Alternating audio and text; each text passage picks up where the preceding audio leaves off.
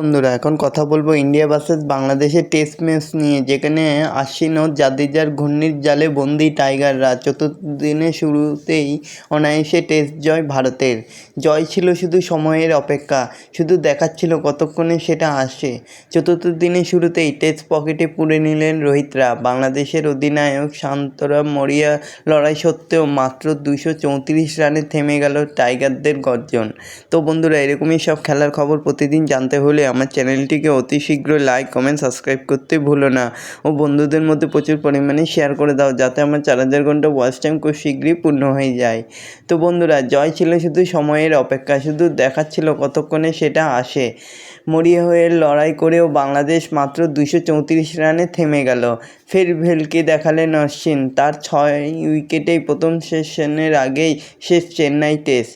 3 wicket নিয়ে সঙ্গ দিলেন রবীন্দ্র জাদেজাও। ব্যাটিংয়ের পর বল হাতেও সফল 2 তারকা। ভারত জিতল মাত্র 280 রানে। তো বন্ধুরা, এরকমই সব খেলার খবর প্রতিদিন তোমাদের জন্য রাখবো। তোমরা আমার চ্যানেলটিকে অতি শীঘ্রই সাবস্ক্রাইব করতে ভুলো না ও বন্ধুদের মধ্যে প্রচুর পরিমাণে শেয়ার করে দাও, যাতে আমার 4000 ঘন্টা ওয়াচ টাইম খুব শীঘ্রই পূর্ণ হয়ে যায়। তো বন্ধুরা, ভারতের প্রথম টেস্টটা জিতে গেল। এবার দ্বিতীয় টেস্ট হতে চলেছে আগামী 27শে সেপ্টেম্বর। কানপুরে খেলা হবে ভারত বনাম বাংলাদেশ সিরিজের দ্বিতীয় টেস্ট। ইতিমধ্যে প্রথম ম্যাচ জিতে সিরিজে 1-0 এগিয়ে রয়েছে ভারত। সেই ম্যাচে সেঞ্চুরি হাঁকিয়েছে ম্যান ইন ব্লু 3 তারকা। প্রথম ইনিংসে রবিচন্দ্রন অশ্বিন, দ্বিতীয় ইনিংসে ঋষভ পন্ত ও শুভমান গিল 3 অঙ্কের রানে পৌঁছিয়েছেন। 17 রানের পর এবার বল হাতেও ম্যাজিক দেখিয়েছেন অশ্বিন।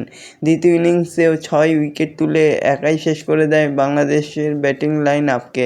ম্যাচের সেরা পুরস্কার উঠেছে তারই হাতে। তো দেখা যাক দ্বিতীয় টেস্টে কী হয়।